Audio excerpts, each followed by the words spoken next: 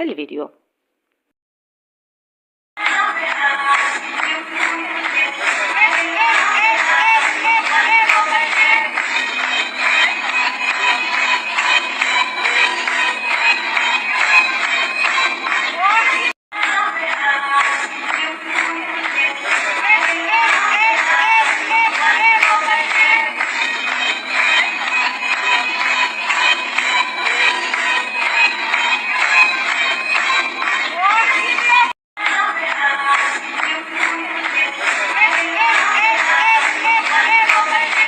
سلام، مرحبا بكم في قناتكم بنت الهمة والشان. ان شاء الله تكونوا بخير ومهنيين.